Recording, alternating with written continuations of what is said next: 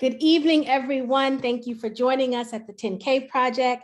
This week's Bet on Black pitch is Kribi Coffee. We're super excited to talk to the Kribi team today.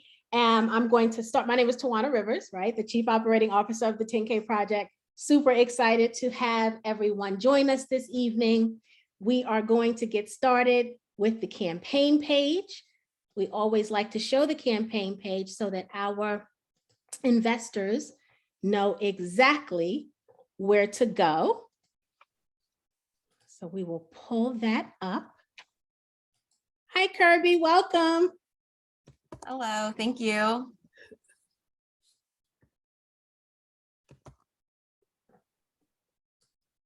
This campaign is on Start Engine. As many of you know, we've been to Start Engine quite a bit lately, I feel like.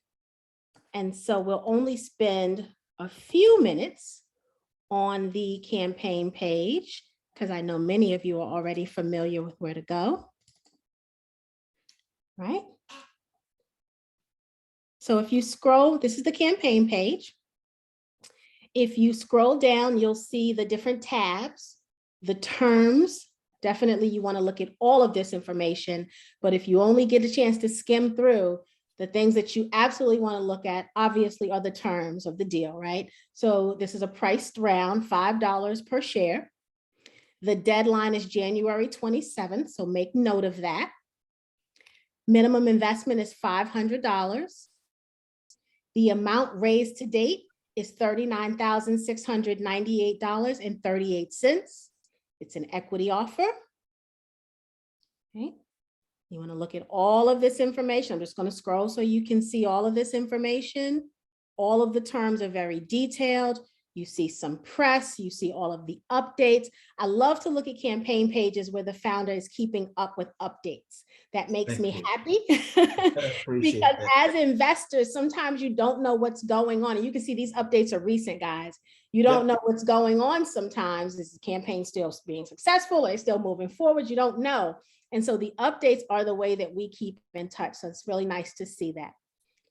The other thing I want you guys to be aware of is obviously this evening, you're going to be able to ask all of the questions that you want. But if you think of others later, the discussion section is where you want to do that, right? You want to be able to ask any questions that may come up. And here is where the founder and or his team members will be responding to you, right? So you want to make sure you're paying attention to the discussion area if you have any questions. Okay. I am going to stop sharing and I am going to turn it over to you, kind sir. Thank you so much again for joining us this evening. Thank you so much. I really appreciate this, Tawana. It's really an honor. I feel extremely privileged having been out there in the business raising capital. This is the first time that I've found an organization that is focused on giving me access to presenting to my people. I feel very fortunate because this project, I am very bullish, will be extremely successful. And I want to do everything possible in many ways to bring in people of my kind, brown and brown people, Black people, people of difference. So my name is Jacques Chalot, and I'm the CEO and founder of Kribi Coffee Air Roastery. The corporate name is Kribi Coffee Company. We're going to market as a brand around Kribi Coffee Air Roastery that speaks to one aspect of our differentiating factor. So what I'm thinking, and thank you, Tawana, for helping to guide the format. I'm thinking I'll just run through a 5-10 minutes presentation, a typical deck that we put out there for our pitch. It's gonna just touch on some highlights, and then I'm gonna come back and fill in the gaps and just talk through a variety of things. There are a number of stories within this story that has brought us to where we are, and I want to make sure that you guys get as much of that as I possibly can. And I suppose the one I also has the format where we'll just open it up for more questions. So I'm going to go ahead and share my screen, And I apologize that the back of my screen here might not look too pleasant, but I'll share this. Can everybody see my screen? Yes, sir. Okay, let me to get this off. Awesome. Go up here. So I'm gonna go into presentation mode. Full screen. How's that? Everybody seeing that? Is that good, Duana? It's perfect. Great, Yeah. awesome. Okay, well, so what I want to do is start out by presenting the problem that we solve. There are two major problems. The first is the farming. Because of intense market competition, price volatility, and as I'm sure you know, climatic changes and all the problems that we are all facing with greenhouse and all the challenges out there. This is really affecting a lot of farmers out there. 80% of these farmers represent small crop farmers. So this is across the world. This is not just in Africa, but with the limited resources we have in Africa, the problem is exacerbated. The farmers are grossly marginalized. They're doing the heavy lifting. And let me just clarify one quick point. When I say heavy lifting, I'm talking about carrying a sachet on your back. There are two types of coffee. Robusta grows in flatland, that's easy to harvest. Arabica grows in elevation up to 5,000 feet. So if you imagine the harvest with women and children, mostly with sachets in their back, climbing up to 5,000 feet elevation, harvesting these cherries off the coffee tree. That's where the heavy lifting really starts. And I might add, when that happens, you see in the value chain of coffee, you can see that the farmers are only making 11%. You've got the traders, you've got the shippers, and then the bulk of the dollar is in the hands of the roaster, and then you've got the retailers. I'll come back to this slide and sort of talk a little bit more about the distribution of wealth in the value chain. But in essence, the way we solve this problem at Kribi Coffee is, first of all, by working closely with 600 farmers in Cameroon. So when I say work with them, what do I mean? We have a crew on ground. We collect the coffee from the farmers in the red cherry form. We have a group of team members that process it. We put it in bags, labeled Kribi Coffee. We ship them. We basically ship them to New Jersey, collect them there, put it in a train, and get it in a truck and get it into a warehouse in Chicago. And this is what we've done since 2020. We've brought in 3 containers here in the US, and 1 has actually ended up in the UK. Why am I going through this step-by-step process? I want to make sure you understand that what we've done here is we've managed to work directly with the farmers, figure out the logistics of transporting the coffee and getting it into our warehouse.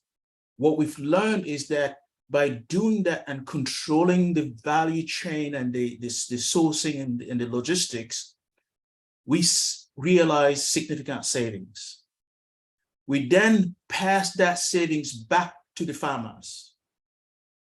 We are purchasing coffee from these farmers at 1.5 all the way to 3 times commodity price. You have no idea the impact that this means to the farmers.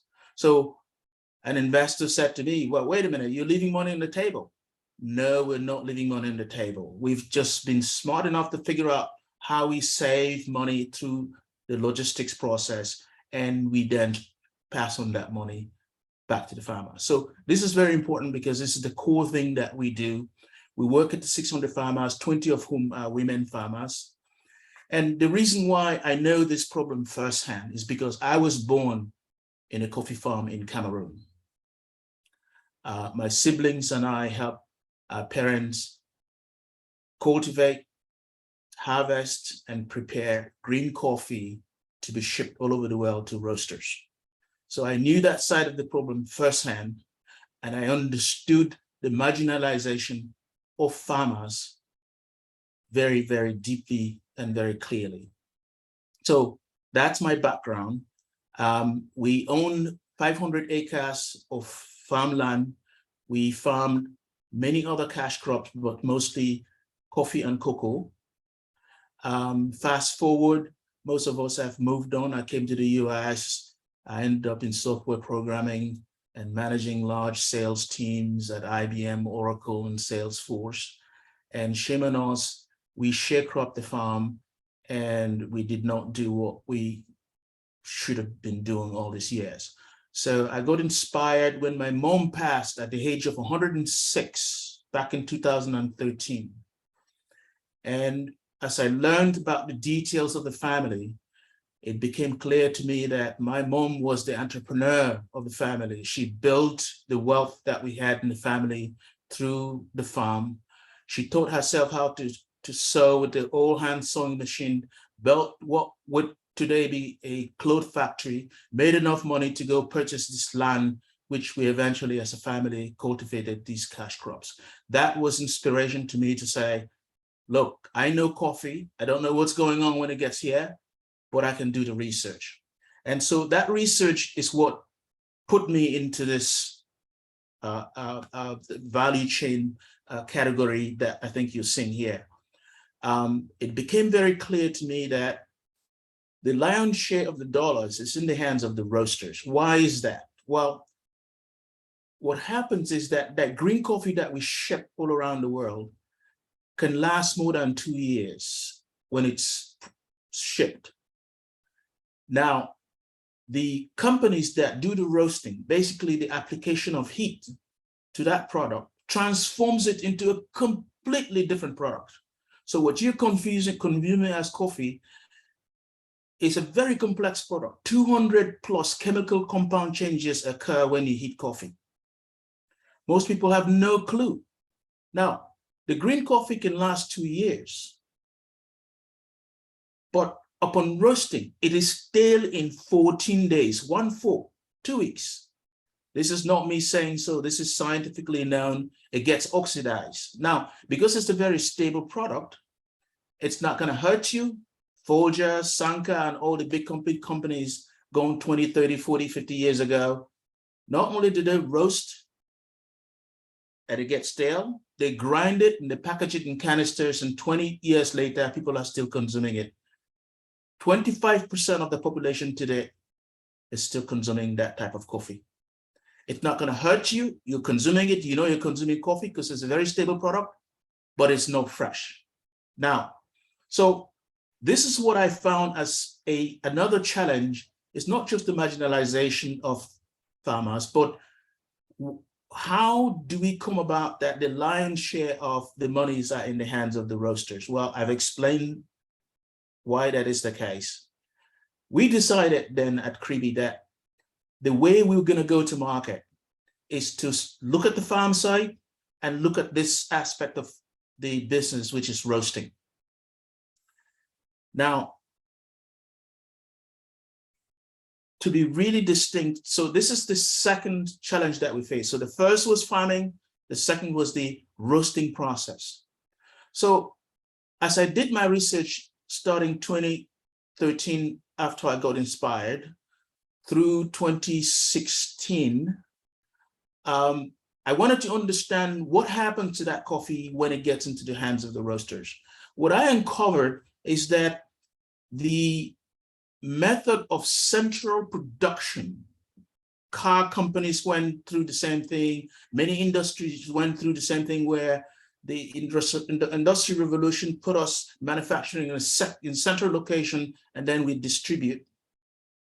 That has changed. Today we have distributed production. Car companies are manufacturing cars across different places around the world. They're listening to consumers. They're producing the cars based on consumers. This distribution, this production manufacturing has not happened in the coffee business. Starbucks still roasts in a central location in Calgary. The Starbucks in Seattle get their coffee in 4 months. You say there's 400 locations in Seattle. Why would they get it in 4 months? Well, if you think about the logistics, you can't just roast 1 million pounds of coffee and take 10 pounds, oh, let's go bring it to this one store. No, there's a whole structure. There's a big facility that has been designed strictly for the 400 stores in Seattle. Somebody has to package it, transport it there, and then they decide what's going to go where and so forth. So the Starbucks shops in Seattle receive their coffee in 3-4 months. Chicago is 6 months. California is 9 months. The UK is 12 months. Southeast Asia, China is close to 24 months. Now, if you think about it from that perspective, and every company out there is doing the same thing today. 95% of the coffee consumed in the world today is consumed through one process, and it's going through the same distribution. So what I found around this roasting then was 2 fundamental problems. The first, that they're roasting in a central location and then distributing, which means consumers are technically consuming stale coffee because the freshness window is 14 days. First problem. The second problem is that this method that you see here to the right, called the drum roasting method, has been around since ages. In fact, it has not changed from the first process that was put in place back in Ethiopia when coffee was discovered. It has not changed. What has changed is the technology has changed slightly in the villages today in Ethiopia. Going way back when coffee was founded, you use a cast iron, a pan, you put it on a flame, a wood flame, the flame conducts heat to the pan conducts heat to the green coffee, and you shake it and you blow it, and the byproduct chaff comes off and you consume it. Today, it's instead of a pan, it's a big cast iron called a drum. Instead of wooden flame, you have gas flame that is in the bottom conducting heat to one spot in this drum that is rolling around, and the coffee is roasting. So the drum is conducting heat to the beans are roasting, and what do you know? There is a filament on that green coffee that is roasting. And at 500 degrees, when that coffee is roasting, it expands and it pushes out this filament, and this filament becomes a byproduct. Think of it as a chaff or husk. Now, it's in the same environment. At 500 degrees, it's lighter in texture. So what do you think is roasting faster? The chaff. By the time the coffee that you're going to consume actually roasts or is determined as fully roasted, you have this charred byproduct that is in the same environment that imparts that bitter, nasty, burnt taste to the coffee.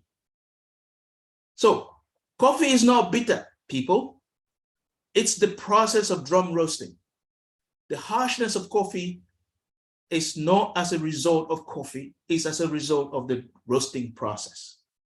So this is what I uncovered, that everybody, 95% of the world is consuming coffee from this process. So I set out my research to be challenged and said, there's going to be another process. And what do you know? I uncovered that there was a guy by the name of Michael Sieverts, who was the single well-known consultant who advised all the big drum roasting companies about temperature of roast, how to structure it, and what is light, medium, dark. He was the consultant. And he decided that this method of drum roasting had issues. So he invented this other process called air roasting. Now, What is air roasting? Air roasting basically is using forced hot air to levitate the beans in a roast chamber, and at 450 degrees, as the bean expands, it pushes out the filament, and he creates a vortex at the top end of the roast chamber. You've got the bean floating lower because it's heavier, and the chaff is floating higher because it's lighter, and the vortex using a cyclone is spinning and collecting the chaff at the top end.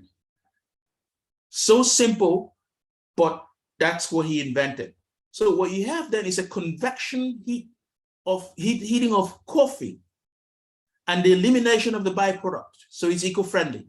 And because the byproduct is still clean, not charred, and it has the same antioxidant properties as the bean, you could use it for other things, tea drinks, fertilizer. So it's a very eco-friendly process, but that's what Michael invented. Now, Michael met up with 3 General Motors engineers working for the car companies, building catalytic converters so that the car companies can pass emission standards. So when they met Michael, Michael hired them to build the next generation of his roaster. So he built his roasters, 80 of them around the world, and now he wanted to build the next generation. So he hired these guys to help him build the next generation. Why these guys? Well, they were all about cubic feet of airflow and heat. So they knew exactly what Michael was doing. People, why am I going through this detail? Because this is one of the 2 differentiating factors of what is it that we're doing and why we believe we're going to disrupt the coffee market. It's a crowded space, but we got something unique and we've tested it, and that uniqueness is coming across, and now we need to scale it. So this process of roasting was further engineered by these guys in Detroit to build the next generation. But the guys, they took a step back and they said, but wait, Michael, you're solving the problem of the chaff, right? You're eliminating the byproduct. So the coffee tastes clean, it's just heat, convection heat, great, fantastic. But you're still roasting millions of pounds in your version of an air roaster, and you still now have to also distribute it like the drum roasters. And they said, well, Michael, why don't we build a small batch roaster that can only roast on demand and roast only what you need, so the question of freshness completely goes away. You're roasting 1 to 5 pounds in less than 10 minutes. You only roast so much for the day, even for the week, but you're still within that freshness window. And you roast in a community, you roast close to the point of consumption. Everybody is consuming fresh coffee. And so what does this mean? Does it really matter? Who cares? This technology that I've just gone through and described it to you guys, it's a mouthful. Who cares? Well, these guys split up with Michael, and they said, Michael, your patent has run out. Michael patented the technology some 50 years ago. They met him about 30 years ago. The patent had run out. They said, well, Michael, we want to build small batch roasters. Can we go off and do this since you don't want to do that? And patent it with this core technology. He said, be my guest. So he went on to build the next generation by himself. And these guys invented Java Master, which is a small batch air roasting platform that roasts 1 to 5 pounds in less than 10 minutes. It's using electricity and not gas, so you can roast live in a coffee shop or grocery store in front of customers. It became an experiential play, right? This generation want to know what they're putting in their bodies. So observing the process, the mushrooming of the roasting is very entertaining, but then the smell in the store is just to die for. And then eventually the taste, don't take my word for it. Eventually we're going to stick some coffee out to you guys. You taste it and you tell us what you think. So that's what these guys invented. And basically, I serendipitously ran into them. The company was up for sale, and I formed a company called Java Master International LLC, and we acquired the patent of this technology under Java Master International. When I met them in 2016, January, the patent had run out in 2014. And part of the acquisition was, I told them, I knew software enough to be dangerous. If we can put the engineers that built the first set in place with me, we can reconstitute a new structure engineering and we can file a new patent. Long story short, we started the process in February, and I said, okay, if we close on this, then we can pay what we say we're going to pay for the acquisition of the company. Well, I'm thinking, okay, it's going to take us maybe a couple of years to get the patent, I'll have time. Well, ladies and gentlemen, this was soft rejected and then approved in July 16th of the same year. So 4 months.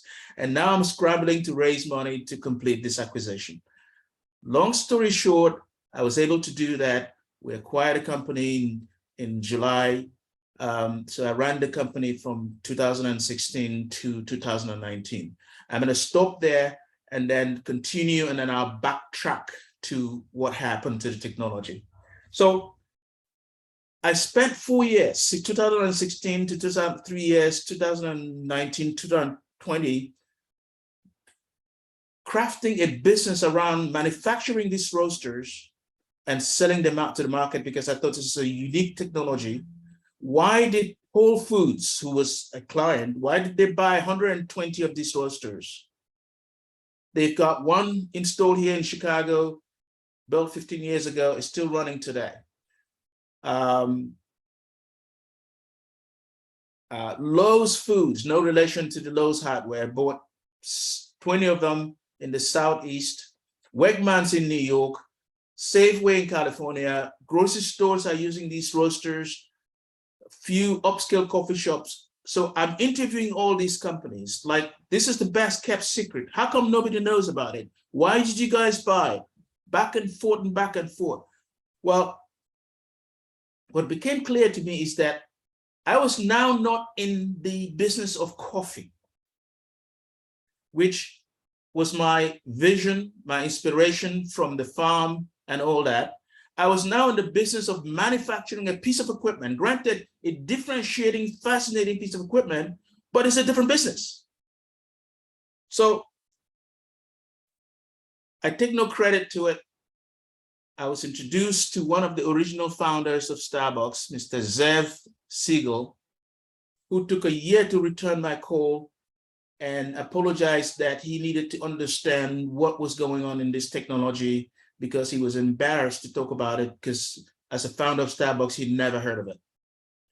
It took a year to do his own travel, talking to people, his own research before he called me back in 2018, a year later, to say, hey, I love what you're doing so much. I'd love to become a pro bono advisor to your company and help guide where you're going. Pay me not a single dime. This is a guy making $100,000, $200,000, traveling all around the world, giving speaking events and so forth and so on.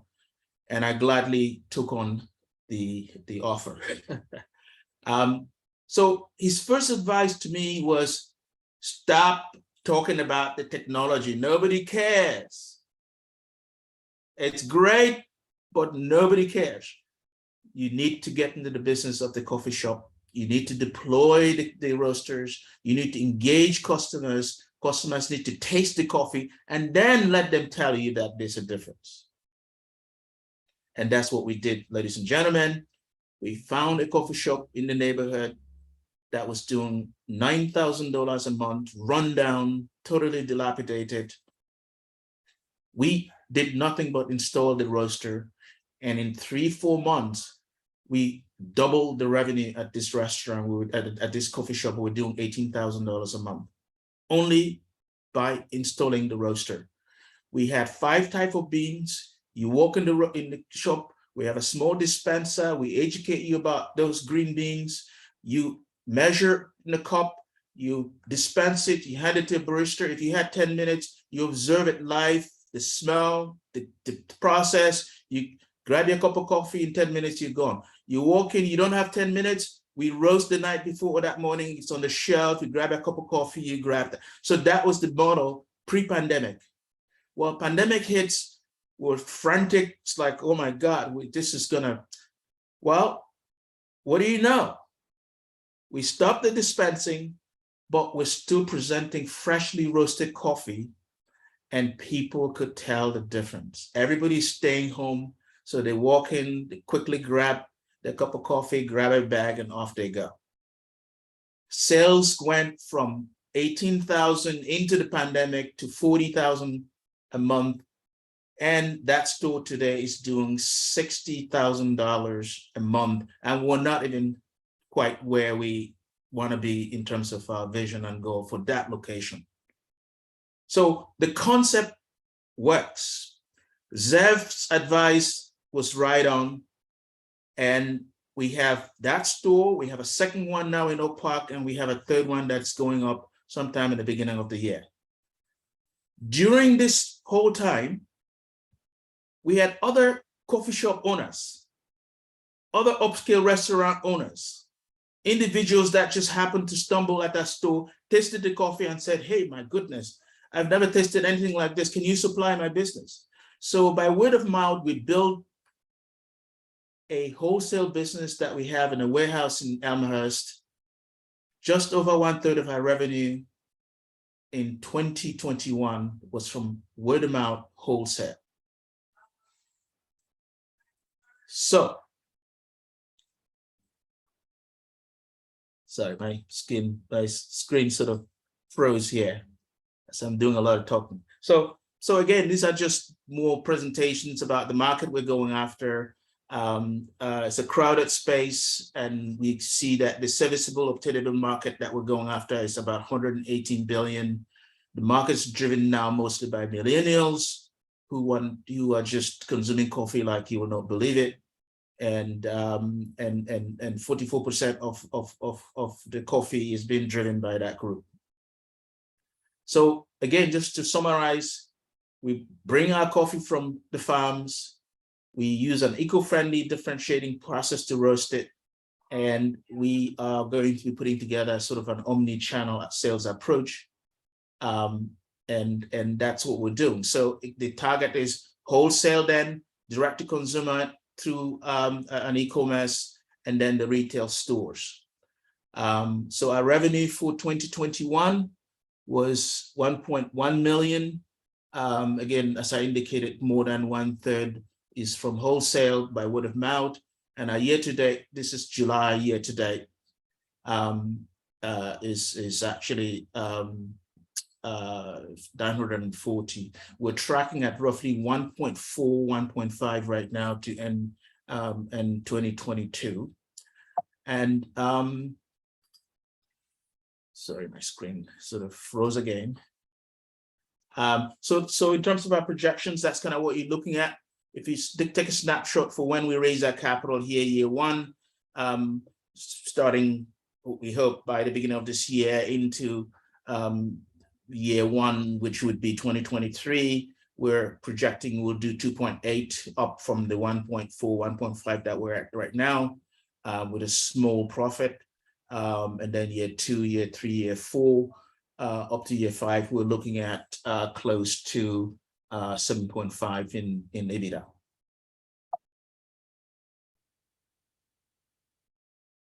We've got the team from Zev as an advisor to Jeremiah, who's doing the branding and setting the taste, the pace of how we're bringing ourselves to market. Amir Semseria to the left.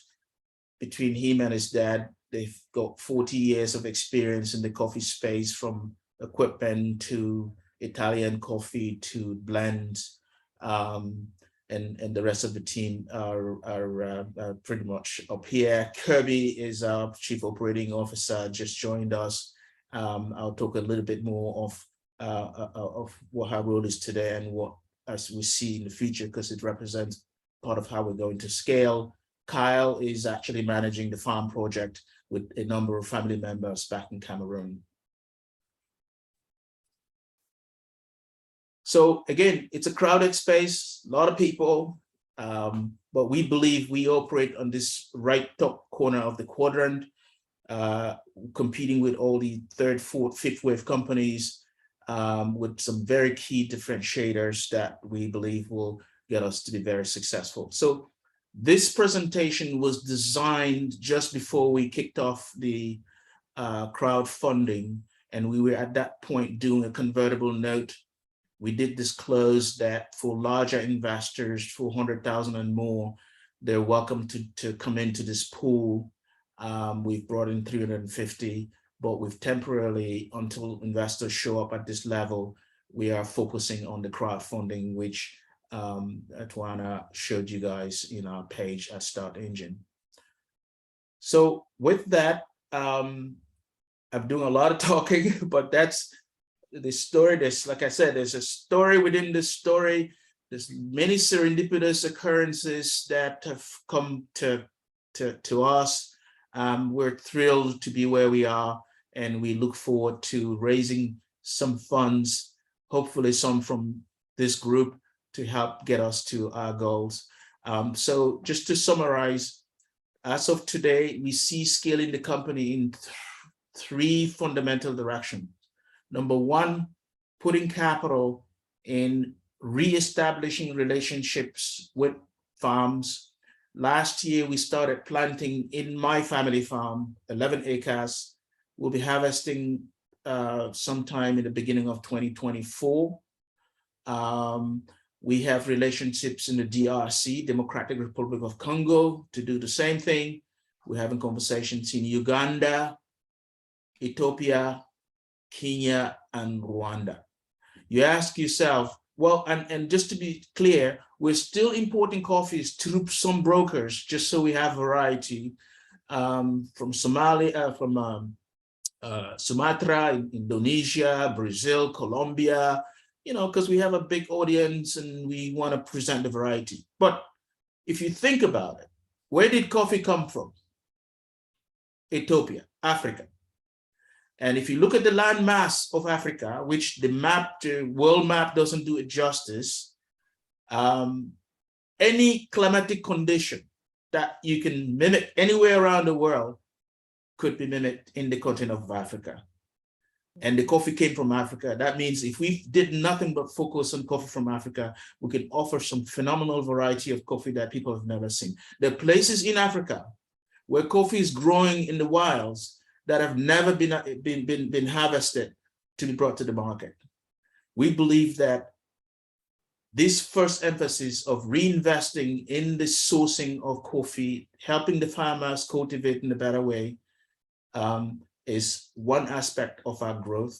The second aspect is retail, the store. We will not grow this by building more corporate-owned stores. We're going to end at 5. It's very capital intensive. We've done a fantastic job doing what we're doing, but we're going to cap it as a model. And then the way I see us scaling that is through franchise. Kribi has been leading very diligently a team of consultants to complete the compliance requirements for us to offer franchise. And I'm thrilled to say that she's done such a phenomenal job that the beginning of next year, no later than the middle of next year, we'll be offering franchises around the concept. The third way we're scaling, obviously, is wholesale.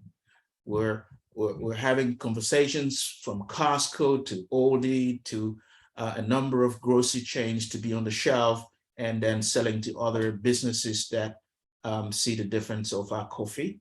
Right now, we are in 15 grocery store locations comprising 2 companies in the Chicagoland area, Sunset Foods and Caputo's.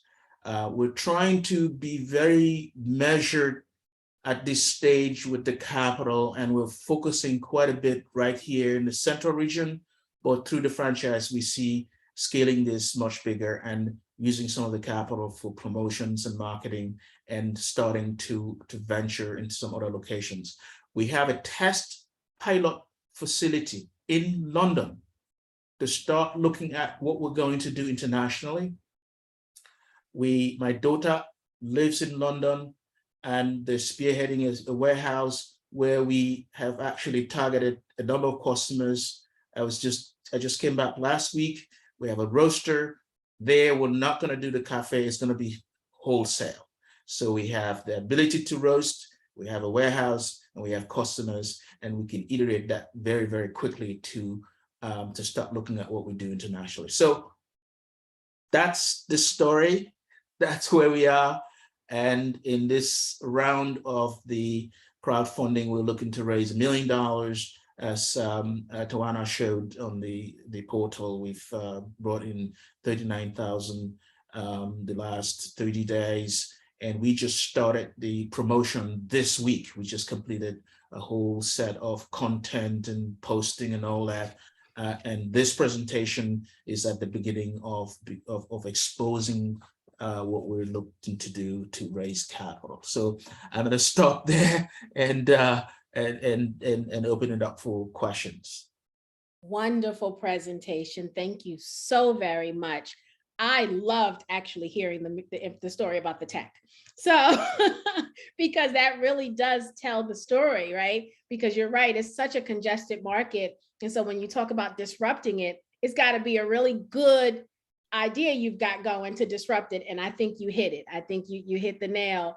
Coffee drinkers, oftentimes the biggest complaint I hear is them talking about that bitterness. And so to hear you say coffee is not bitter, I'm like, this is what he's talking about. Yes, it is. To hear you say it's not naturally bitter, that it's the roasting process that causes that, I cannot wait to get this coffee and be able to taste a little. I'm a tea drinker. That's my favorite thing, but I'll sip a few sips of coffee to see how it tastes. Yeah, that this is again part of what we've learned over this last couple of years at the stores. The direct engagement with customers, people that drink tea because they can't stand the taste of coffee. That's it. And the antioxidant property is just about the same or more in coffee, but they can't drink it. And if they go drinking it, they put cream, sugar, and everything else, and it's not coffee, right? You're diluting the very positive effects of the coffee itself. So our customer said, my goodness, for the first time I can drink black coffee. Wow. And it tastes completely different. So we're really excited about it. The other thing that I want to just touch on, because it's important, but we don't talk enough about it, is that the same level of social impact that I described that we're doing at the farm level, I want to point out that because we're working with raw material and realizing the savings, we have the opportunity to realize other social impact activities right here at home, here in the US, right? So an example is back in as we got into the pandemic with the George Floyd situation, we came up with the Black Lives Matter blend. That's been selling for $20 a bag, and we contribute, believe, $3 to an organization called Tutoring Chicago that tutors underprivileged kids from kindergarten all the way to college. And we've partnered with them, and we feel that this level of impact in what we're doing, because we control the space, will become an integral part of our statement going forward. We've done the same thing with the LGBTQ community, where my son Jeremiah designed a fantastic bag. And we can do this because we roast in small batches. Mm-hmm. So we can change quickly, brand quickly, and get something out there. And we contribute $3 also to an organization that looks after LGBT underprivileged and or people that are struggling in that community.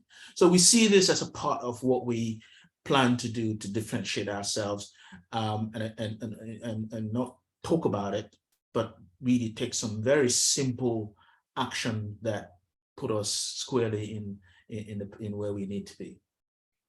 Absolutely wonderful. Well, I'll start off with a few questions. I see we've got a few in the Q&A. Now's the time, guys, to put your questions in the Q&A. Jacques, if you want to go ahead and stop sharing so we can get bigger on the screen for the community. Yes. Yeah. So the first question I have is about the patent. What kind of patent is it? Good question. So it's a utility patent with some aspects to it that could be spun off. There's a term for it that I always forgot. So in other words, it's a utility patent, but there's certain pieces that could be reconstituted into a whole different direction. And let me be very clear about the patent. So the patent is held by Java Master International LLC. What I did in essence in the advice from Zev, I had a group of investors that came from the car industry, came from the manufacturing industry, that I felt could put the focus in building that as a manufacturing business.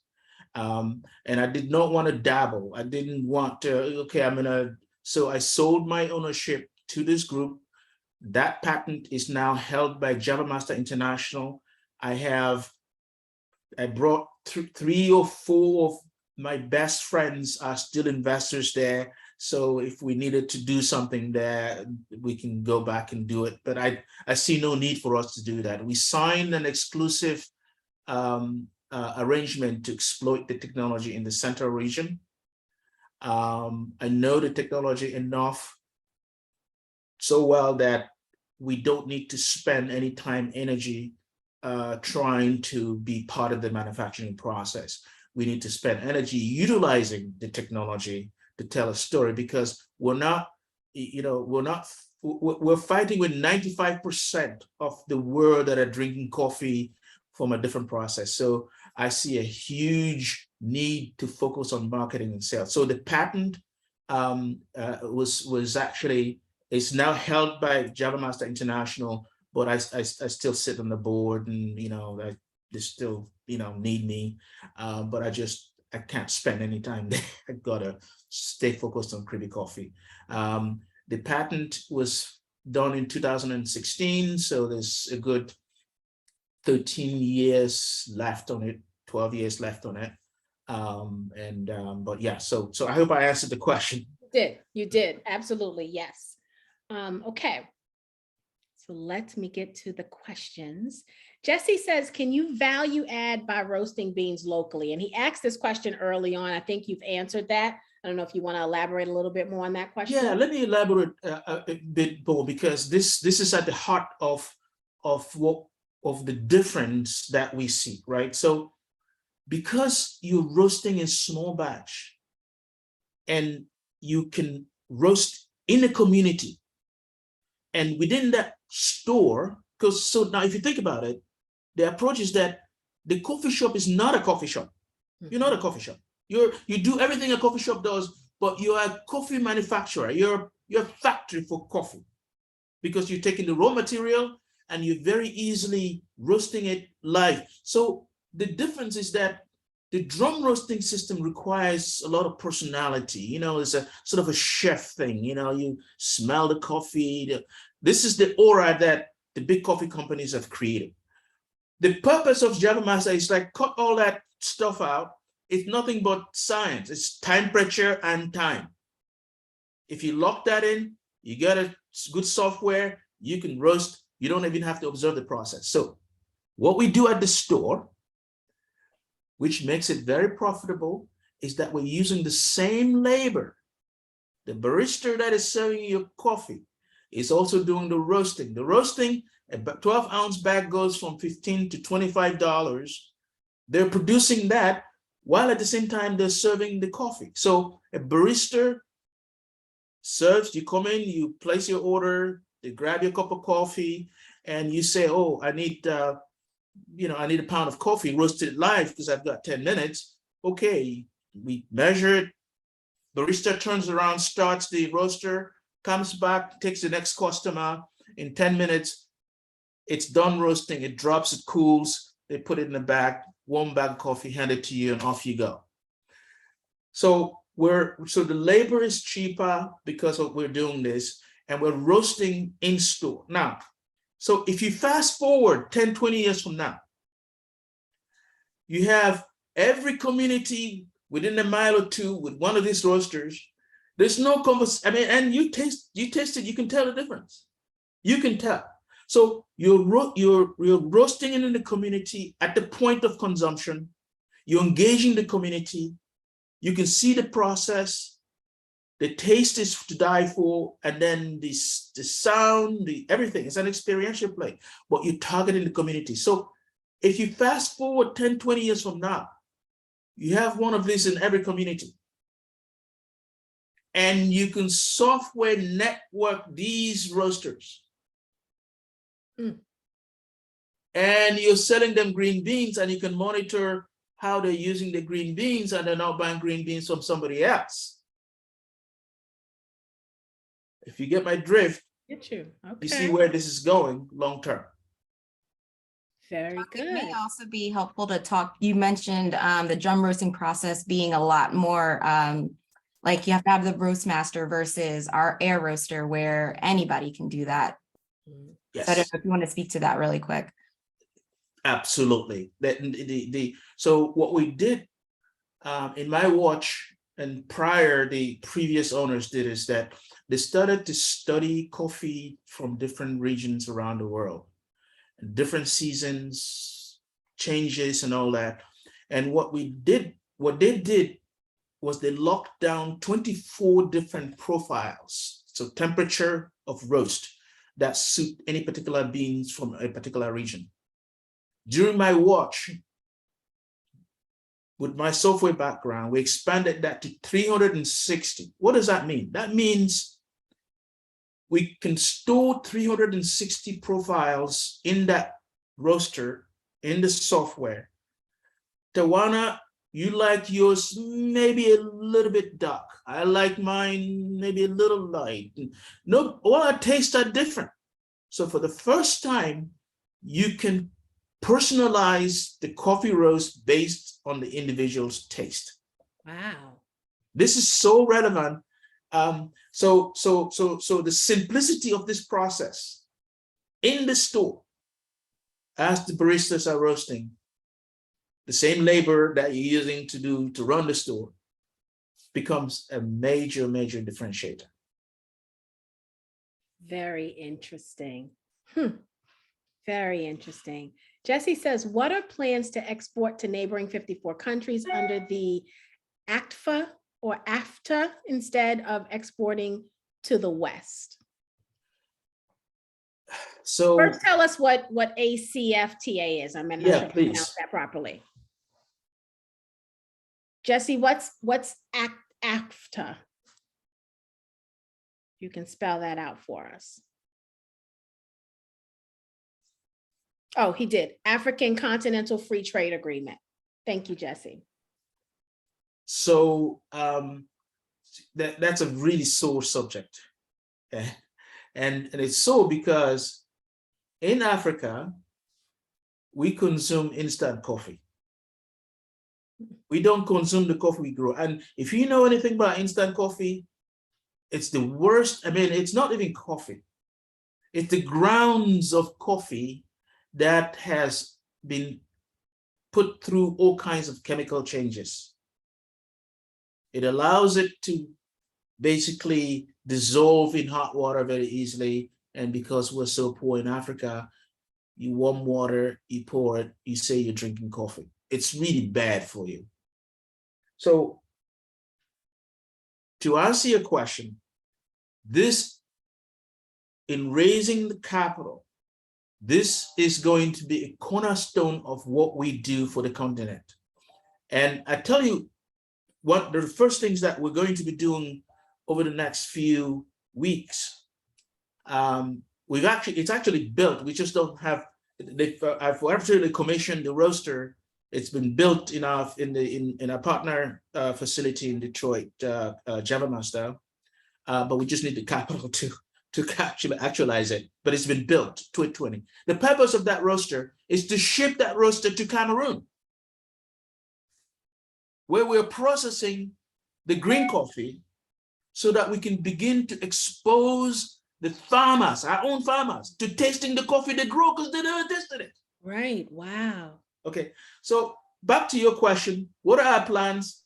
That is at the cornerstone of our plans. We just need the capital to start putting things like that in place. as soon as possible. And the same thing applies to here, in our community here, right?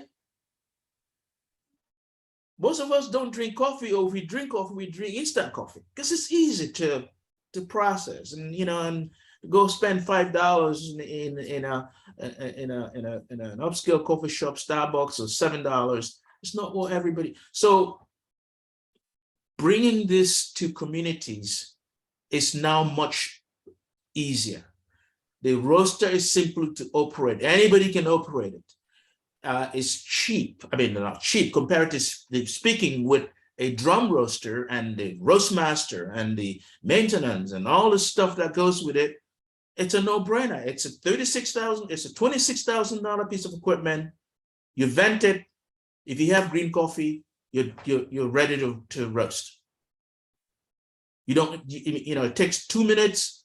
You punch the temperature of roast. You walk away. 10 minutes. It roasts. It drops, cools. You just pour it in the bag, seal it. You're done. Yeah, that's pretty bad that the farmers haven't tasted the fruits of their labor.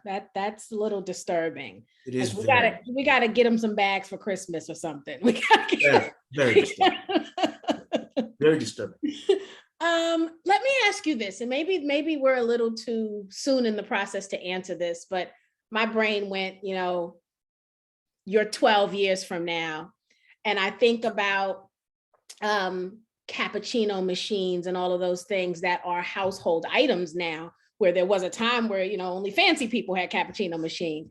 Yep. Would there ever be a day that we'll have like a household countertop version of the Java Master to be able to roast, air roast, all right, electric air roast our own? Yes, it's not going to be 12 years. It's going to be maybe 2 or 3 years if I can raise the kind of capital that I need to raise. I already thought through that. We have some things in the drawing board.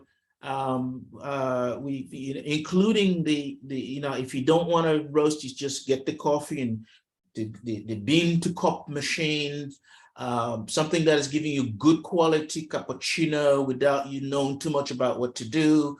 They call them semi-automatics, but it's still so expensive to get a semi-automatic good quality cappuccino machine.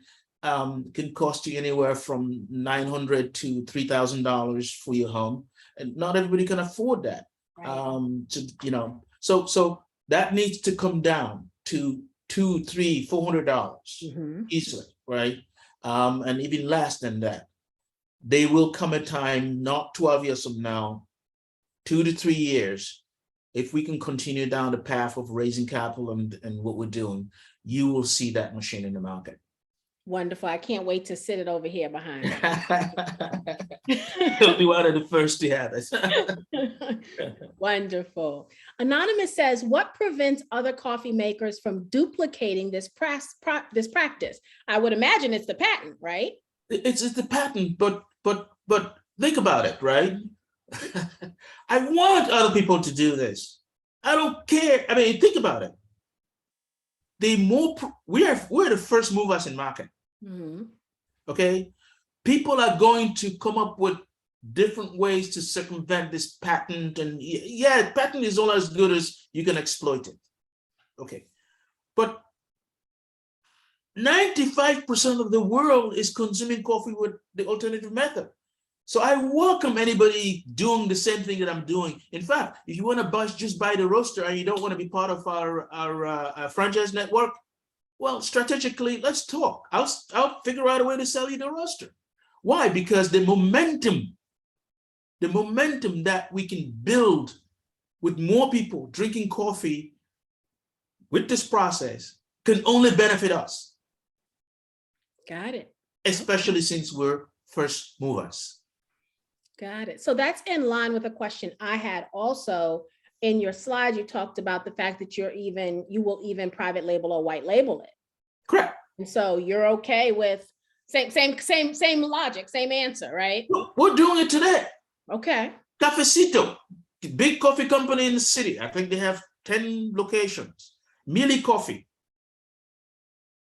This is very, very, very important. Cafecito has been buying coffee through my two partners who were distributing Italian coffee prior to us coming together.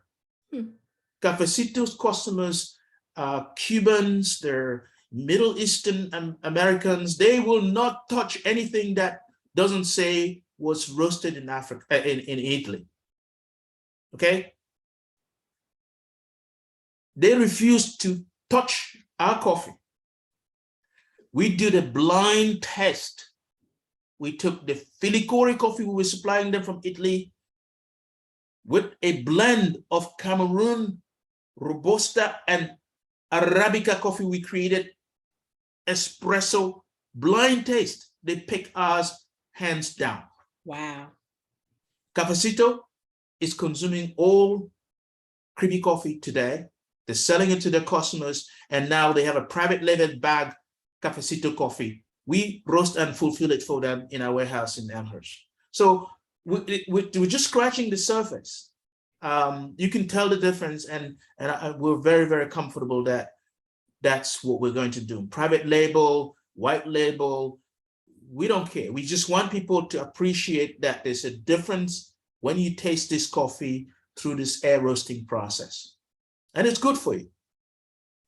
Good. Wayne said, sounds like a wonderful product and process. You mentioned the shelf life is 2 years. Should this be kept refrigerated or at room temperature?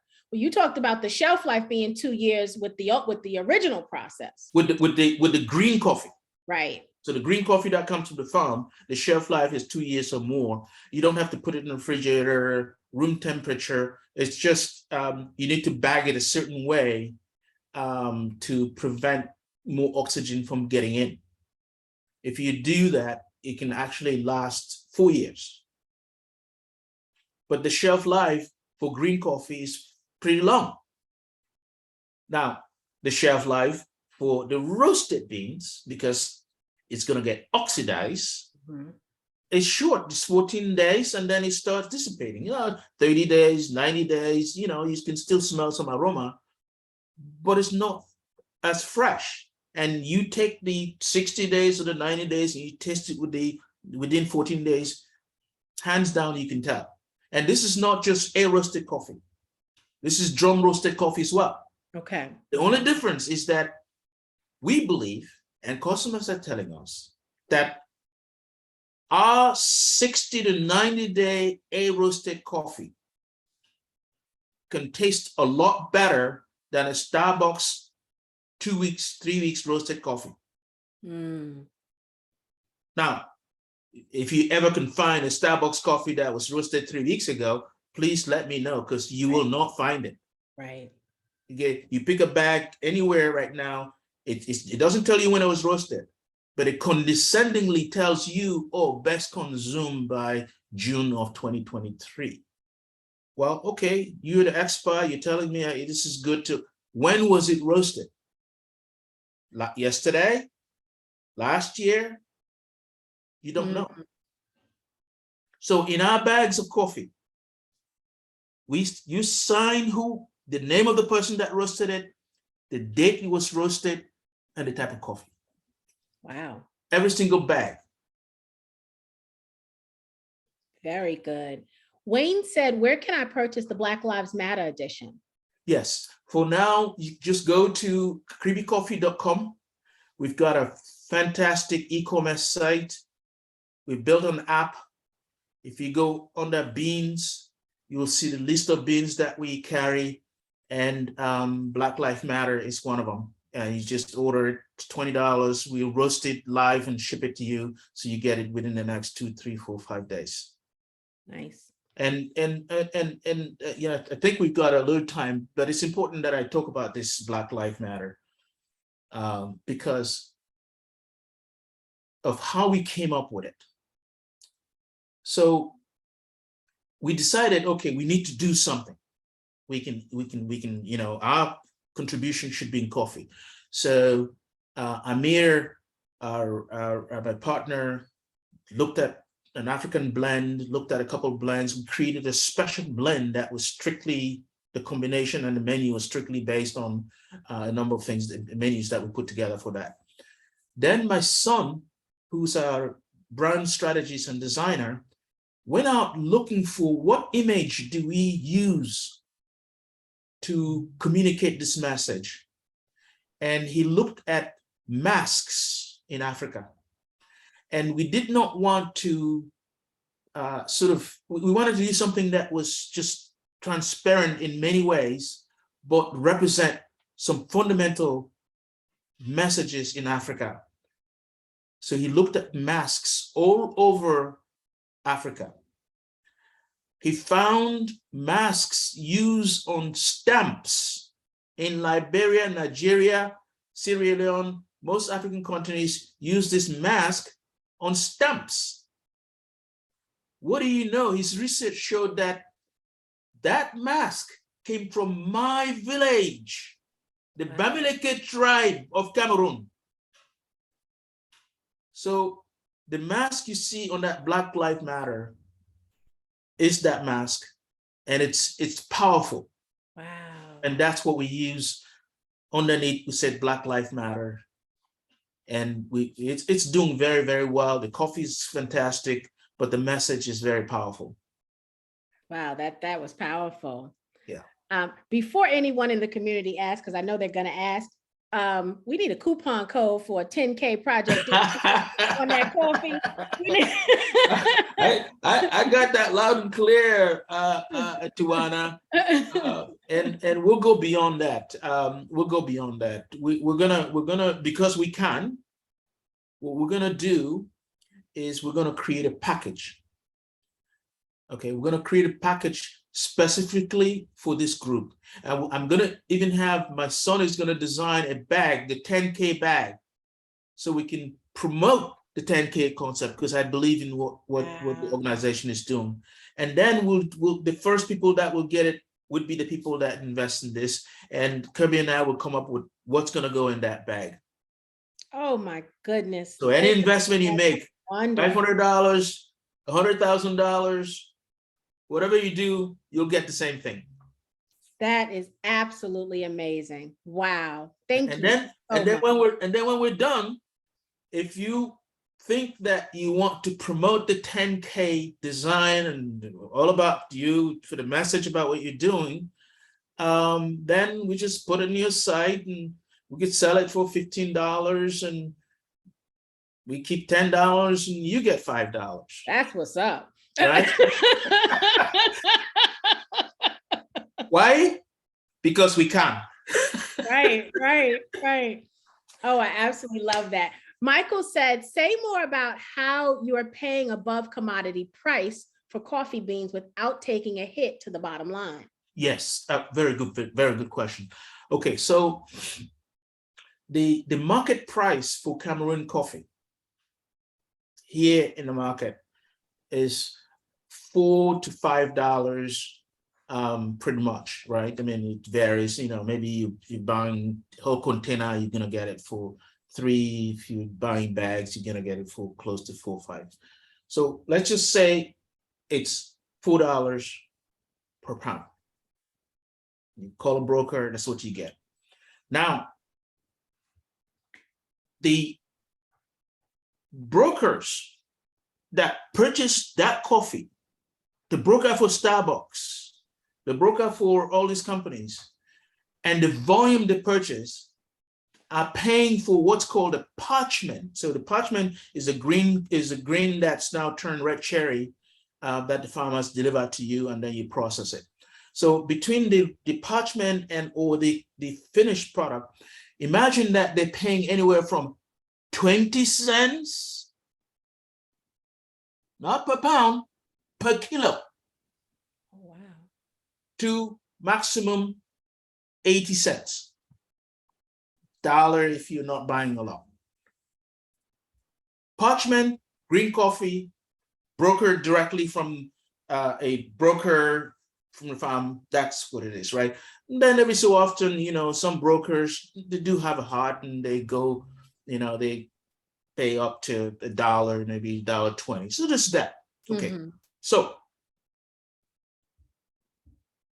and as brokers, you have to imagine that then they have to transport it, then they have to do whatever they do, And so, selling it for $2, they don't make enough profit. Selling it for $3, so they sell it for $4 a pound, not even a kilo. Now, so that's what's happened. How can we do it differently? Well, the family members that we have in place that are managing the co-ops with the farmers are family members. They understand the vision and what we're doing. Okay. When the farmers, in fact, not even when the farmers bring the coffee, we start the season it's called a campaign season. It starts in September, October, and November. The farmers come together, you wine and dine them, they tell you about past problems they have, what they think the yield is going to be the next year, what they need, and so forth. Well, when we're done with the campaigns event, they're going back. The kids are going back to school. They want to pay school fees. Mm-hmm. So if you pay them when they bring the coffee, that means they're going to have the coffee and have a season starting next month. So they don't have the cash to pay school fees. Right. So what we do, our guy shows up with cash. We talk to each and every one of them. What do they need? We spread the cash in advance for the purchase. So that's the first thing we do. Then how can we pay them more? Well, instead of paying them 20, 30, 40 cents, we can afford to pay them $1.50, Mm-hmm. $1.60, $1.90. Why? Because we collect that beans, we process it. The only cost that we're now working with is paperwork, paying for mugs for the container of coffee, paying for the shipping on the train, paying for the truck that brings it to our facility. That's our cost. Right. By the time we're landing the coffee here at $2.90, maybe $3. Wow. And if we're selling it at $4 green, which we don't want to do that, right? Occasionally, strategically, people that we know that, want Cameroon, we'll sell it to them for $3.50, but that's not our business. So that's how we're able to see that we're saving from the logistics. And that's why we can pay the farmers easily $1 to $1.95 per pound of parchment. Nice. Now, let me speak to why we can do that. Okay, so if we're landing our coffee here at $3 roughly, right? That same coffee, $3, let's just, for the math, let's say $3 a pound. Upon roasting, our lowest coffee retail is $14.99. If we sell it wholesale to another coffee shop or grocery on the shelf, it's minimum $8. So they can mark it up to $12.99 or whatever, right? But our retail price minimum is $15, up to $25. So we've got the margin. Right. We're not leaving too much money on the table. We can do a few things. So for that same Cameroon coffee that costs us $3 and we're selling it for $20, we can afford another $2 to the Black Lives Matter, to the tutoring Chicago. Mm-hmm. Our margins are there. We will be profitable. An investor will see a good return on their investment. And if we continue to manage the supply chain process the same way, we are still going to be very, very, very profitable. Now, this is based on Cameroon coffee. So let's say that we buy coffee from Colombia, Mm-hmm. and we pay $3.80, we pay $5 directly to the broker. We're not saving to give to the farmer, but at least our margins are still going to be similar in terms of what we're doing. We can still do some social impact events here. Wonderful. So that's how we can do it. Good. So Michael, Sylvia, and Tracy had this same question. When will the franchise opportunities be rolled out? I'm going to let Kribi speak to that. All right. Yeah, so like Jacques mentioned, I'm working with some consultants on that, and basically they help with getting us all set up. So they're going to help us with all the regulatory things. At this point, we're going to be strategic in the states that we actually start in. So obviously we'll be here in the Midwest. And then there are a couple states that, based off of just the legal systems and things like that, that we'll be able to start offering right away. At this point, we're actually just to give an update, we just finished our landing page, or working through the landing page for that. So really excited about that. And hopefully by the end of Q1 is when we'll be able to start really pushing this. So I was talking with the admin of 10K, and we'll make sure that once that is available, we will let you guys know so that you can put that out there. But yeah, we're super excited, and yeah, really excited that you guys are even really interested in opening up a franchise. But yeah, that's where we are right now. And again, hopefully end of Q1, beginning of Q2 would be when we're able to start offering that. Wonderful. I love that. Tracy said maybe some of us can even partner on the franchises. Wonderful idea. Love it. Tracy, you know, I just want to be a passive investor. So I'll give you guys my money, but y'all got to run it. Wonderful. Michael said, are you planning on remaining an independent company? So what's the exit plan for Kribi? Very good question. Very good question. So I just had this question a couple of days ago. So unless something changes, the vision right now is to maintain the farm relationship tight, because the demand for the franchise, which is going to be locked down, is going to be there, and there's going to be an opportunity for us to always make a margin. And if we control that side, then we have no problem in the supply, but we have a way to continue to be profitable and also control where we think the biggest impact is, which is the farm, the sustainability of farm generally, and so forth. So that piece is not going anywhere. That's long-term, it's foundational. Okay. Then what I envision is that the franchise organization, let's say fast forward 5 years from now, we have 200 stores. I envision that the value and the story and everything that is going to be associated with that will constitute quite a good value. And somebody is going to step up and make us an offer we can't refuse. That's what I think I see as the simplest strategy for exit based on what we have today. Now, that might change.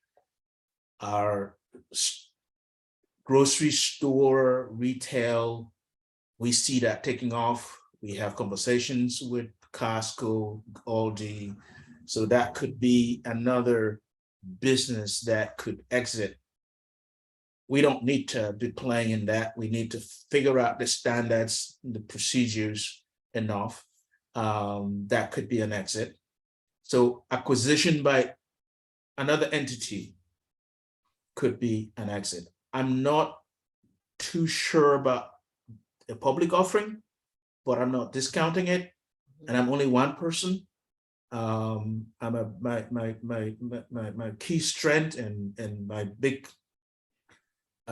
thing that is really big on is transparency and letting other people bring ideas on the table for the benefit of everything we're doing. So I won't write off any other suggestions about what we can do to exit, because we all have the same goal. We want to spread good coffee and want to make a lot of money. Wonderful. And, yeah. I love it. Patrice said, she has a two-part question. Does the roasting method change the caffeine level, or is it the same? No, the caffeine level is actually, the caffeine level is the same. No, the caffeine level is the same. So that's simple. It's same. Okay. But the impact of the taste and the unlocking of that caffeine can be slightly different. because of the method of roasting. Okay. Her second part of the question says, are there two roasters, one for small in store and another for wholesale distribution? Yes. So part of our development process, just like I indicated, we're going to go downstream into smaller home units. We started actually much faster. Within a year, we will. So let me be clear. The store roaster can do 1 to 5 pounds in 10 minutes. And if it's unattended and you run it 24 hours, you do the math, you can produce a lot of coffee with one small 1 to 5 pound roaster. So that's the store. We lock down the profiles so that it's easy for the staff, the barista to operate. Anybody can do it. That's the store roaster.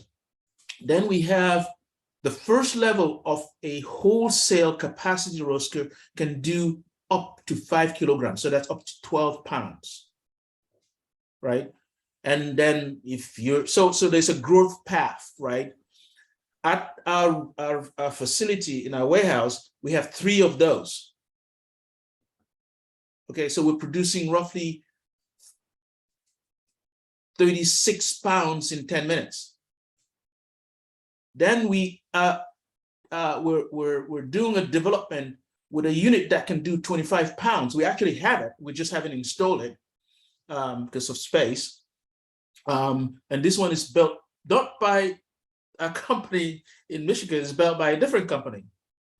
So the 5 pound is built, we consigned the building to a company in Taipei. The 25 pounds that we are experimenting with and just need to install. It's actually experimented, it's functional. We just need to install it to produce here. It can do 25 pounds. And then with the capital, part of the use of the capital that we're raising is to iterate up to about 50 pounds. Okay. So that we stay in with the technology to manage the growth and the capacity requirements with that. So the roasters are different for different uses and different points. Very good. And how many roasters per store on average exist? And then talk about the training for the roasters. Yeah, so these roasters are so durably built. Like I said, there's one operating in Lincoln Park here in Chicago at a Whole Foods that was built 15 years ago. It's still running day in, day out. So they're very durably built. Training. Punch.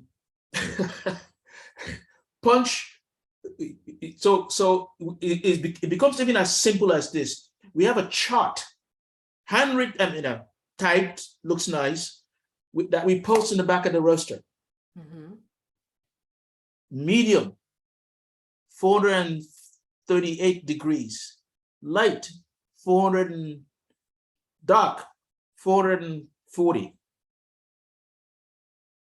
Your first day as a barista or a trainee, you look at that, you punch the number, you pour the coffee in the machine, you press start, it asks you, okay, did you cover this? Yes. Did I? Yes. Stop.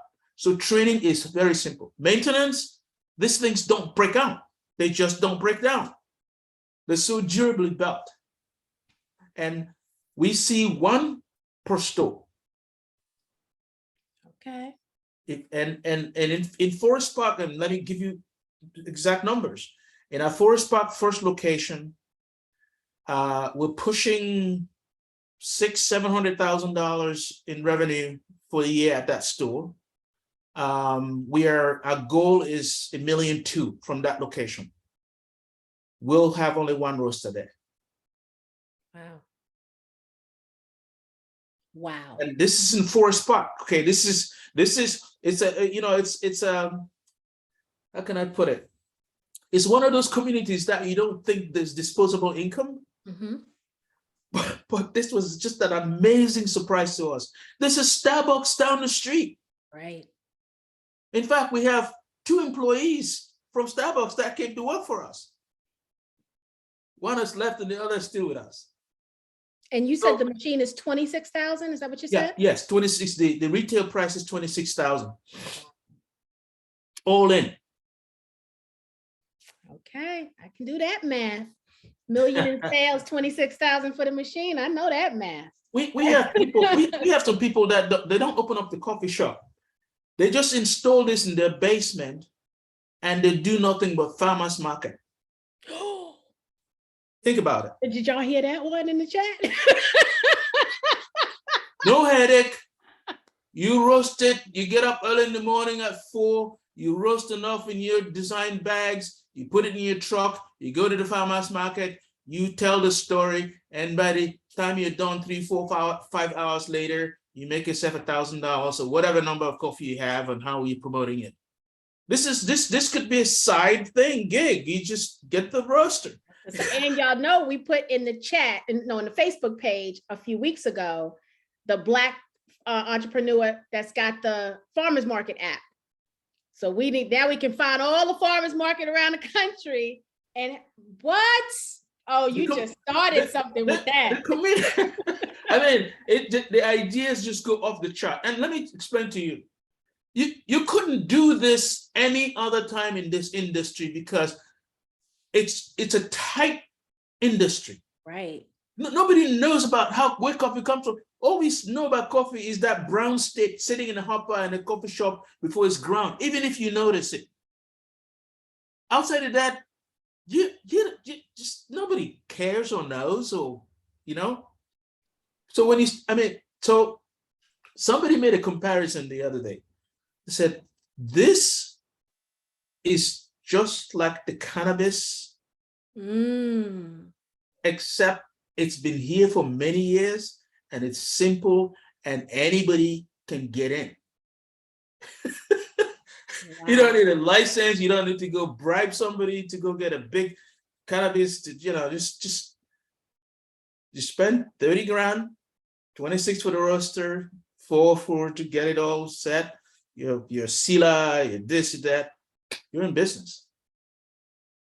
You want to work one day a week, Saturdays, farmers market. I loved it. So Wayne, remember, if he's private labeling this, I'm imagining you giving us the beans too, right? Well, not giving, you know what I mean? Yeah, absolutely. So the challenge is that when you have this roaster, so any roasters, the supply side of green coffee is very confusing, and it's a lot of fake, Jamaican Blue Mountain, the real stuff goes for $30, $40 a pound, but you can find it out there for $15 a pound, but it's not real. Jamaican Blue Mountain blend. So how do you know if you're a starter? So it's all over the place. So what we're doing here is we're saying we have an infrastructure as part of our franchise organization that can vet all the right companies out there. From you want beans from India, you want beans from wherever. We have a process to qualify that the quality is good. So we supply. That's a headache to anybody that buy a roaster that we completely take away. The only discussion we're having is, what's your price point for green coffee? We make a recommendation. If your audience like, chocolatey, like that, then we supply you with what's got those flavors and off you go. I tell you something that is becoming even more popular. People want chocolate flavored. Okay, so you have the bean that is influenced by where it's grown, right? Because coffee absorbs different things that are grown in the area, so that's why. Okay, then you have people here in the market that want their coffee to taste like cinnamon. The market for that is massive. So if you have one of these roaster, flavored coffee is huge. I want my coffee to taste like cinnamon. I want my coffee to taste like chocolate. It's just a mixer.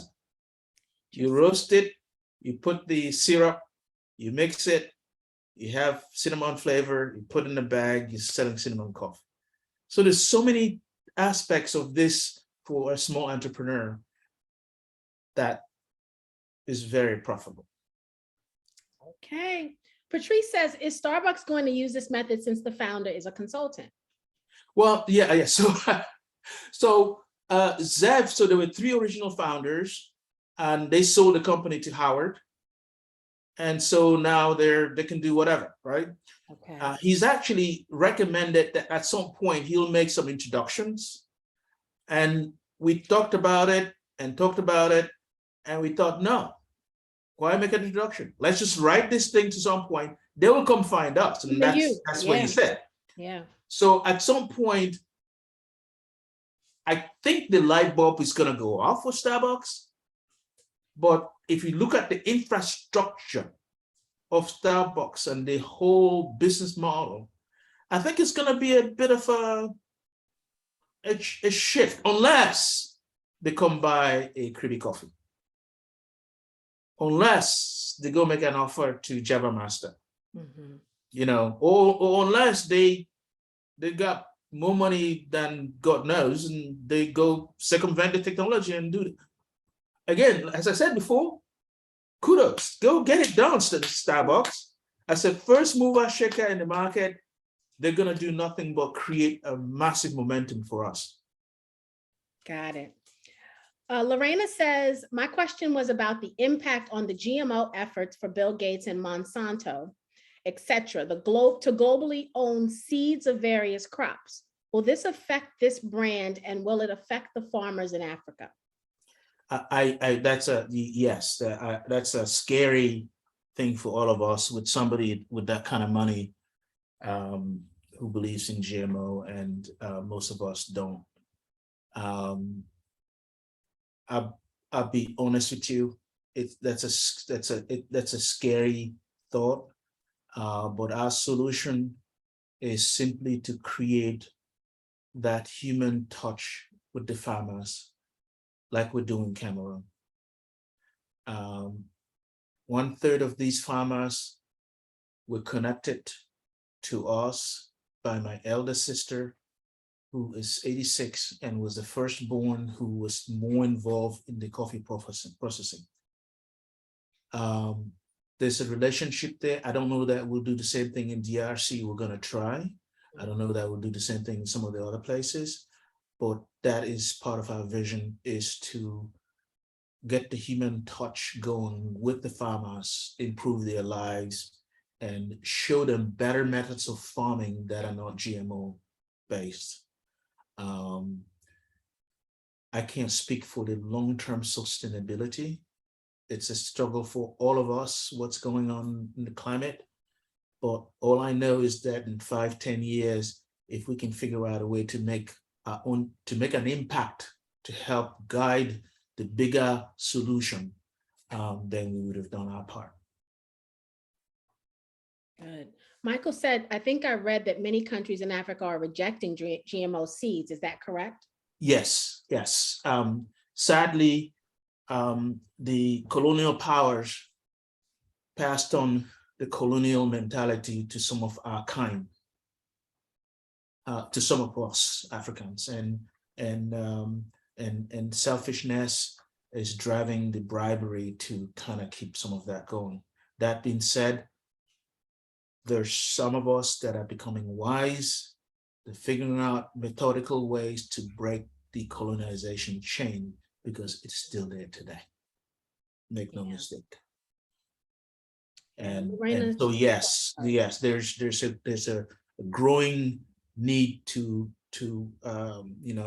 shun that, to say no, we don't want to do that. Lorena said, another question is to learn how can the farmers and the local African communities have coffee shops to enjoy so that they're not exploited as underpaid laborers? Yes, both here and there as well. So our vision is to start, first of all, by installing the roaster in the location where we do our campaign. And then the next step is to figure out coffee makers that can be powered battery powered and or powered with solar energy that will start getting to these farmers to bring back with them to the farms. We're also working with local entrepreneurs to educate them on how to build a community of coffee users. In Cameroon, for example, in the main cities, there's a vibrant coffee shop community that I'm very impressed. It's picking up quite a bit. So, but it's mostly based around drum roasting. So we believe that we can help accelerate that by working with different communities. We don't have to work only with entrepreneurs. For example, we can go find a good hotel that has good traffic and we can work with them to install one. We can actually have our employee working it just to get the word out. And then from there, we can be getting this into the community. But yes, if we can reach many entrepreneurs in the motherland and other places, and in our communities here, right? I mean, we're working with an organization that has a project in the west side of Chicago in the Austin district, right? So I've started 3 other projects with the city of Chicago. We're working with a big African-American owned coffee group called Sip and Savor. We've set up a 2-step plan. The first plan is we will be supplying them the coffee that we roast off our warehouse. It's gone from his 2 stores now to all 4 stores. 5 stores. And then the next phase is that he's going to install the roaster. Nice. So and then we're working with Love and Light. It's another small group. Sip and Savor, Love and Light. We've got about 4 African-American groups that we're pushing. If we can find more and we'll find fresh entry entrepreneurs, this is not rocket science. Right. Okay, it's just something that has never been possible because people don't know about it, or if you know about it, the barrier of entry just is daunting. I mean, you know, I get a coffee shop that's doing very well that I try to talk to about air roasting, and they just don't even want to hear about it because they're thinking roasting and just I don't want to deal with it. Well, when I do get to find time for them to listen to what the difference is, they're like blown away. Yeah, this is great. Stephen said, so glad we didn't take a holiday break this week. Stephen, so am I. Calvin says, seems like the key is to get people to taste the difference. So what is the biggest challenge to get it out there? The biggest challenge for us has been marketing dollars to get the word out. We've used social media and we've been lucky. We've got several articles that have picked us up.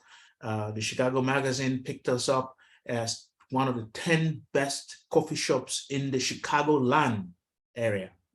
Okay, so you're talking all the way to Milwaukee, right? So we need more dollars to do more of that so people can test the coffee. In fact, we also have a program at the store.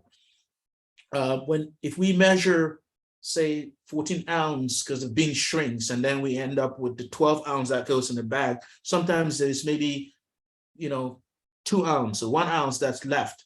So we put that all together. We have small 4 ounce bags.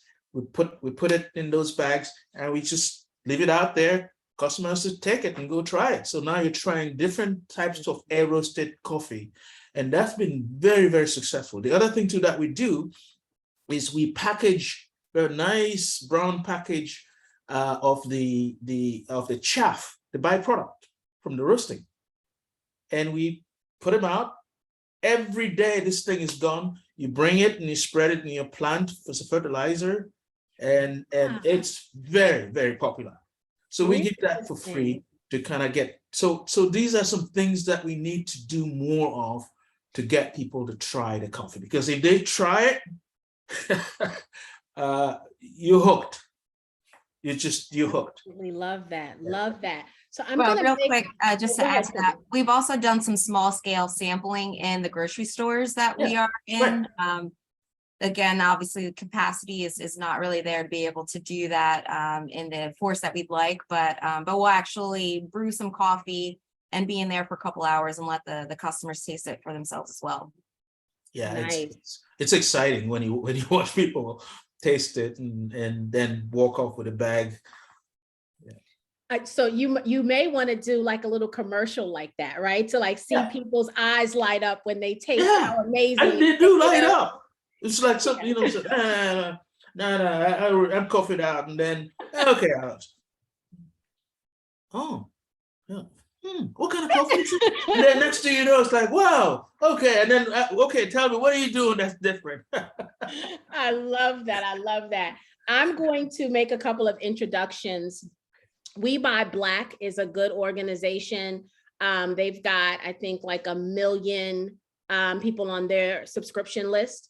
And then Shop Black is another one that has, I think they have about 400,000 on their email list. And so I'll make those introductions to you guys. If not this evening, then definitely tomorrow. Awesome. So you can reach out. They do both of them have like newsletters. They do articles that they send out, and they highlight Black entrepreneurs and just people doing, amazing things all the time.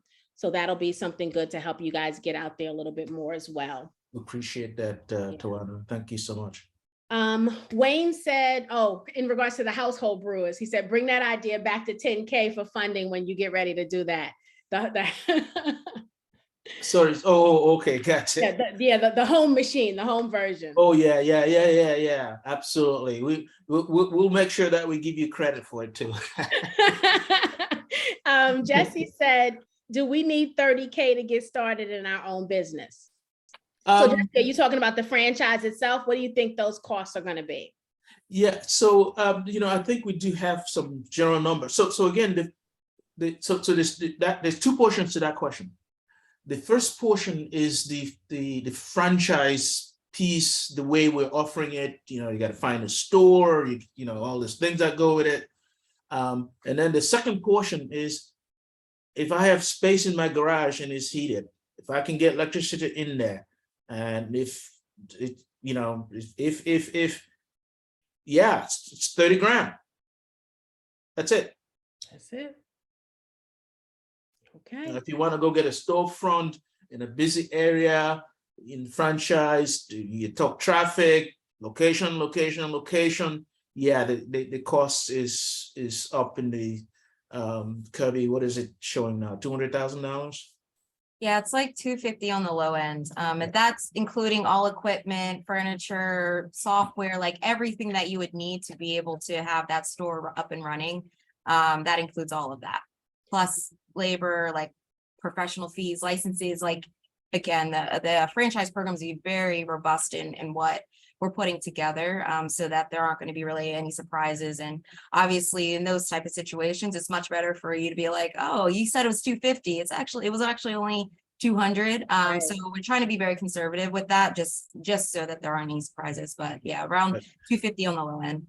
Yeah, we've thought about the kiosk concept, which is the second one that I described, where you find a space in your basement or wherever. I mean, that's a personal project that could be very lucrative, but as a potential franchise concept, a kiosk in a 10 by 10 or 5 by 5 space in a mall where you can afford it, all you just need to do is to vend. You don't have to, then you have a sample, you have a pickup window, you have just samples in that pickup window, and then you just roast bags and bags and bags, and you just stack them. And that's your business: wholesale, retail, roasting. And I see that as the stair steps to the franchise, right? Correct. Like you can do that to raise the money to be able to get the franchise. And Kribi, before I forget to say this, one of the cool things, if you can add in a component of financing, right? Have a connection with a bank. Yeah. to be able to, especially in our community, right? 250 could be a heavy lift. Yeah, And but so being able to financing. have some kind of connection with the, some bank, I mean, really cool if it's a Black bank, but any bank that can kind of pre-qualify us or get us in a program that allow us to be able to finance this a little better, that would be great. But I mean, I already did the math over here. 1,300 bags will pay for the $26,000 machine if you sell a bag for $20. And so, Amen. so I'm already taking notes. Oh, it's exciting. Yeah. Oh my goodness gracious. Okay, let's see. We got a few more questions. Sure. Thank you guys for hanging out with us this whole time. I know we're going a little long, but this is amazing. Thank you. Michael said maybe a Greenwood bank would be willing to partner. I don't think Greenwood Greenwood is up and running yet. So Greenwood is a Black-owned neo bank. They've been marketing and promoting for the last 2 years, but I don't think they're active yet, Michael. Okay. But they're going to be at some point, I hope, and that could be a good connection. Jesse said conversion of a mobile vehicle in California market. Yes. Amen. Absolutely. So in our whole strategy, so I said we're gonna cap our stores, corporate-owned stores, at a certain number, and then we'll only increase that only based on very, very positive cash flow. But the other criteria is that we want to do mobile units with the roasters in them. Mm-hmm. And we actually have a design already. Nice. I Wrap. love that. Yeah, and not just the design of the wrap and what it looks like. We have designed and architected what will be in that truck. T-Shine, you listening to all of this in the Yeah, chat? and yeah, the use of proceeds for this $1 million has got monies locked in for one. Love, love, love everything about this. Absolutely love everything about it. What other questions do we have? This has been a treat tonight. Absolute treat.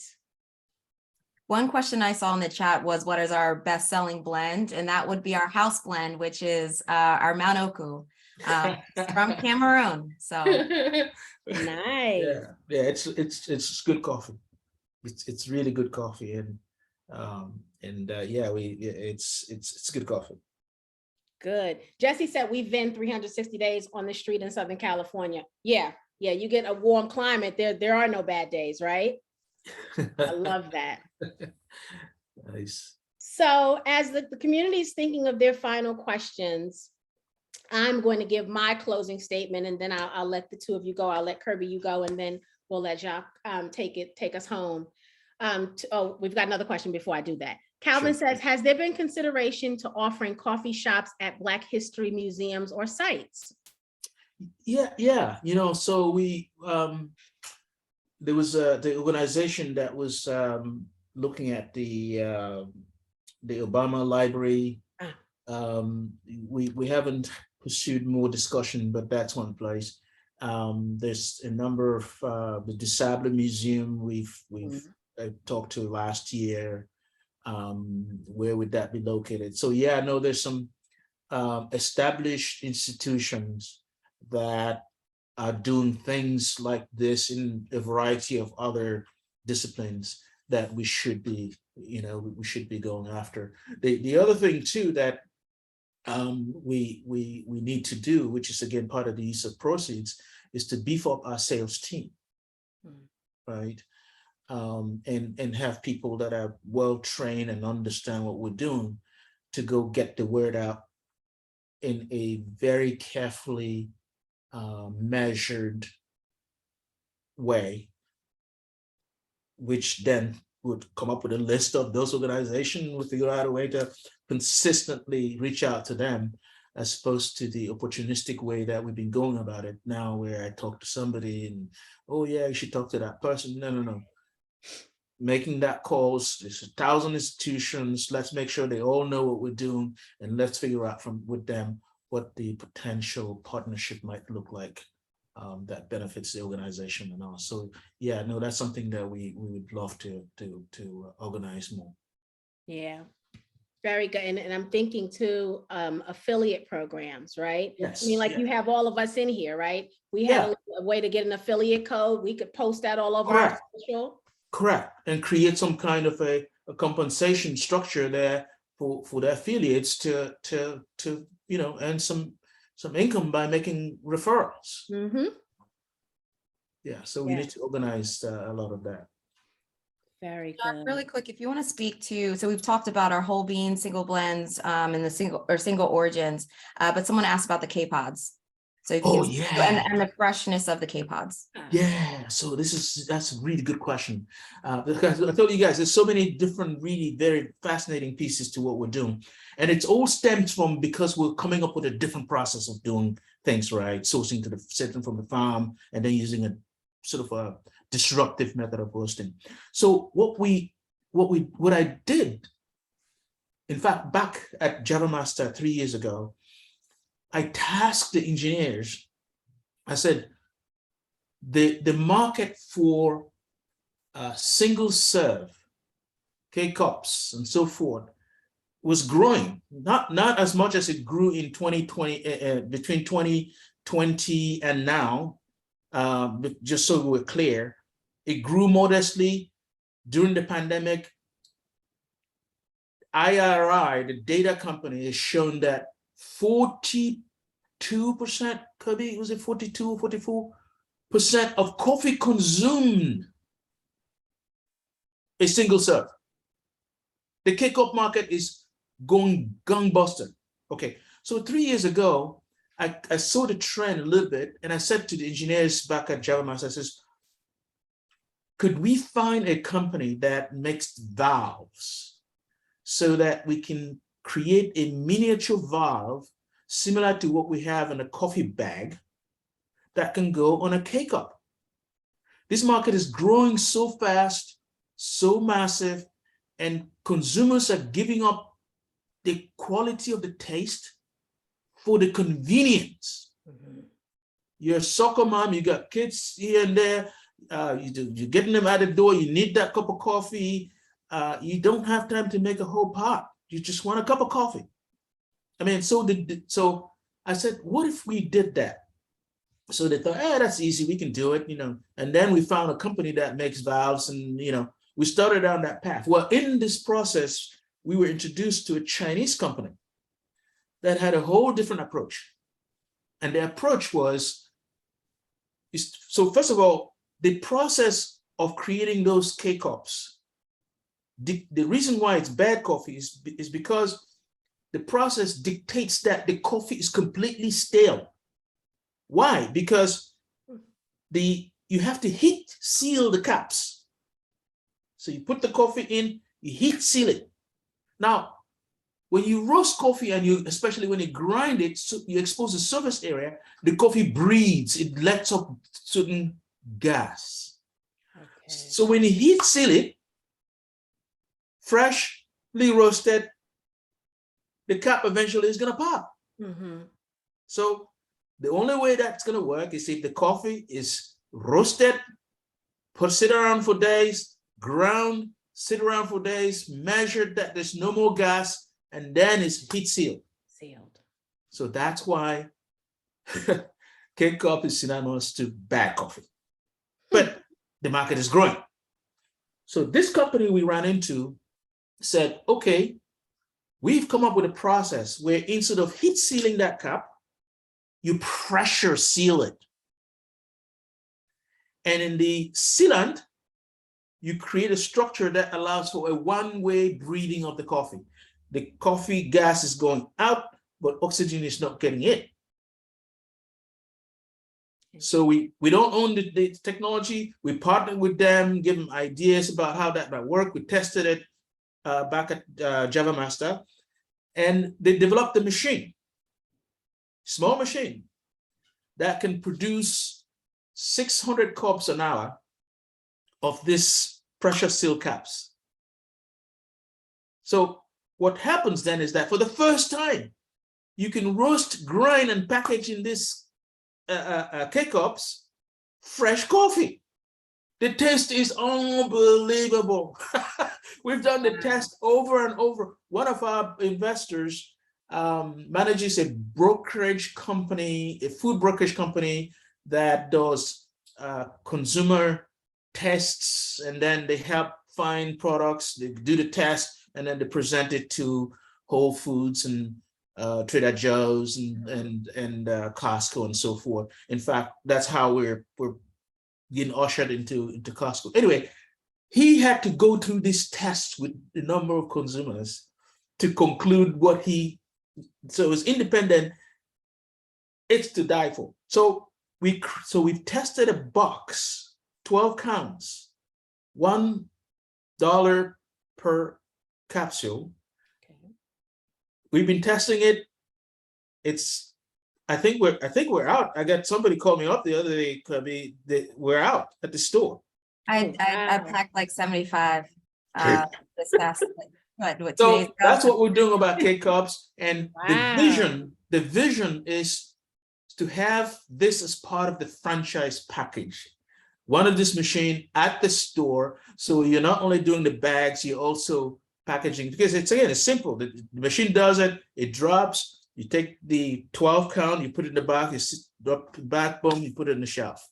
So how much is that machine? Because I'm trying to get my money up so I can get my Java Master and my pod machine. That machine, we've negotiated an OEM price. It's not cheap. It's about, I think it's like $12K for that machine. Okay, Yeah, we don't do anything alone here at 10K. We believe in group economics. It's about 4 people in this chat that'll go into business with me. And I'm gonna hit them up. Yeah.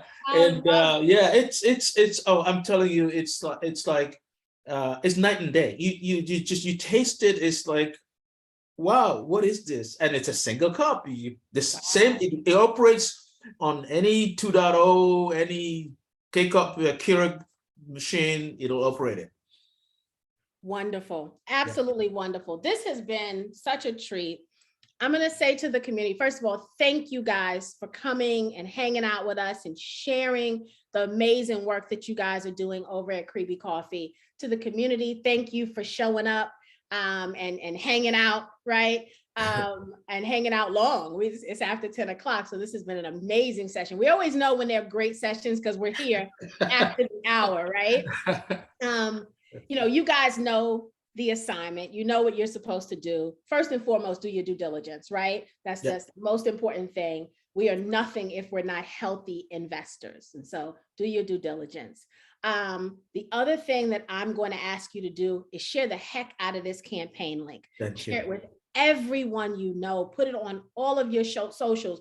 Go to work tomorrow talking about how amazing it is. Give people the website to order the coffee too, because that's revenue too, right? All of this gets them to the next level of success.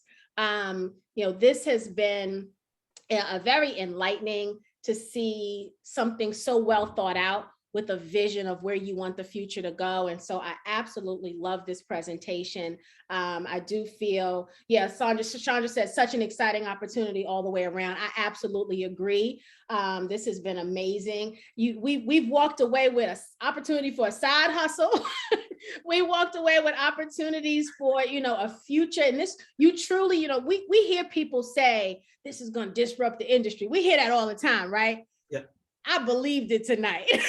like tonight, I believe. Thank you. People don't play about their coffee. No, they do not. Don't play. Oh my goodness, this has been wonderful. But yes, please, to the community, share. Sylvia, I know I saw you ask, when will the recording drop? You should get it in the morning.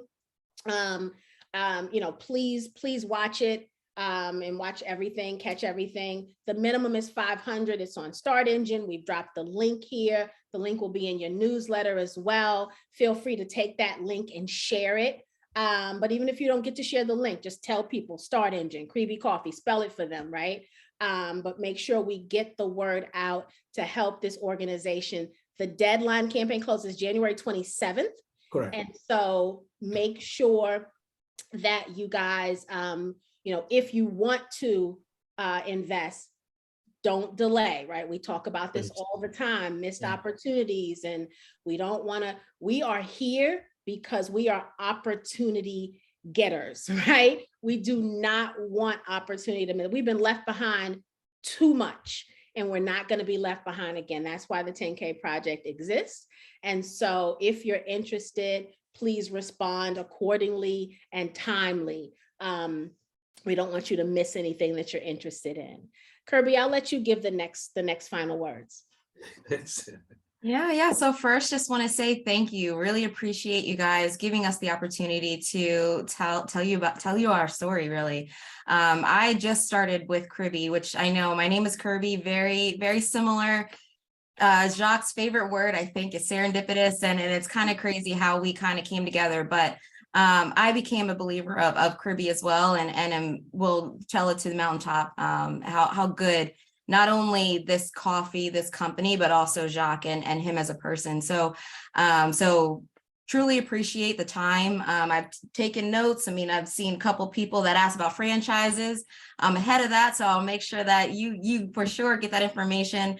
And then some of these other banks and things like that you guys have given us. I mean, not only were we able to give you guys some information about Kribi, but we'll be able to take away some things as well as we continue to grow. So thank you so much for the time, and I guess I'll hand it over to Jacques.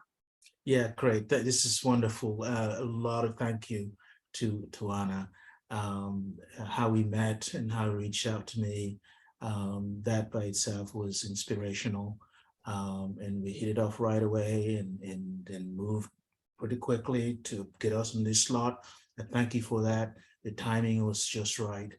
I am so excited. I really, I've worked so hard to figure out the simplest way I can connect our people in the diaspora. That includes people that came directly from Africa. That includes everybody that was born here. That includes, I really truly believe that the future of the world has been taken away from us, and we have the opportunity to take that back and rebuild a whole different world, which is not just going to be good for us, it's going to be good for the rest of the world. I don't care what religion you are, what color you are. I believe that our people are truly people that are so unique to help change the world. So that's the premise that I'm coming from. And so I leave you guys with just 3 words of greeting that I use all the time, that is consistent across all of Africa. It's spelled differently. The meanings might be slightly different, but fundamentally it goes like this. So, Sawubona. Okay, Sawubona, spelled exactly the way it's pronounced. That means I see you, my person, and I appreciate you. Many times we're talking over each other, but we're not listening to, and we don't see that person. So this is so fundamental, because if you see somebody and acknowledge their existence, it's a different perspective for that person and for you. And then the recipient of those greetings would say Sikona, which is, I exist because you see me. Thank you. I'm here. Okay. And then the final one that you guys have heard of before, Ubuntu. It's the same, it's a version of those first 2, but it means that because I am, because you see me, therefore the community is okay for the good of humanity. So this is what I stand for. This is what I think we our people stand for. And I think in these 3 simple words, business or no business, I am so thrilled to know you guys, and I hope that we can find other ways to know each other beyond Zoom. And if no one invests in what I'm doing, and we get a way to engage with each other and see each other I'd be thrilled as a human being. So thank you all so very much for the time. This is absolutely wonderful. And you know, membership comes with this presentation tonight. So you can't get rid of us that easy. You are a 10K project member. I'll be sending you your discount code tomorrow so you can log in and hang out with us, and don't be a stranger. I mean, you can't be a stranger because you can have about 5 franchisees in the group. and a few farmer market retailers. So you can't go too far. This is great. The chat, I don't know that I have seen this in a pitch night chat before, so I have to talk about it. The chat is lit up with this group sharing their email addresses so that they can work together on this business. And so y'all don't play. Y'all know mine, trivers@the10kproject.com. I want in on this email. Don't leave me out. But this has never happened before on a pitch night. Wow. The only time I've seen it happen is we did a grant masterclass and it happened, but I've never seen it happen on a pitch night. Thank you. This is phenomenal. Thank you. Absolutely phenomenal. Thank you to this community for showing up and showing out. And this is a wonderful way to end our year. Absolutely wonderful way. I'm gonna let this so y'all can capture these emails. Ayana, I don't know. Ayana, are you the owner of these emails? Is going to get us started? Because if so, I will send you a copy of the chat so you can copy all of those emails, because I know they're going up really, really fast. But y'all are getting ready to make me emotional tonight. This never happened. Wow. Thank you. Wow. Thank you guys so very much. This is beautiful. Peace and blessings and prosperity. Blessings to you as well. And I can't, this tea drinker can't wait to taste the coffee. Right? I can't wait for my eyes to light up. This is absolutely amazing. Thank you, everyone. I'm gonna get nice this to chat. meet you all. So thank you. Have a wonderful evening, guys. Happy holidays to Thank everyone. you. Bye. Bye. You guys are showing out. I don't want to disconnect because y'all still putting the email in the chat. All right. I'm gonna give it 2 more minutes. 2 more minutes, and then I'm gonna cut us off. This is absolutely amazing. You guys are such an amazing community. I would not rather be anywhere else at 10:16 at night. Let me take a copy of this chat right now. Wonderful, wonderful, wonderful. Yeah, we need a 10K project party, not just not a conference. We just need a party. We need to have fun. All right, I'm gonna save the chat. Make sure I'm doing this right. Save chat. Okay, and then I think Zoom has it as well. Okay, guys, this is awesome. Thank you so, so much. Happy holidays to each and every one of you. I love you guys so much. Thank y'all for hanging out with the 10K Project. Thank you for believing in us, and thank you for riding with us. Thank you so much. Good night, guys.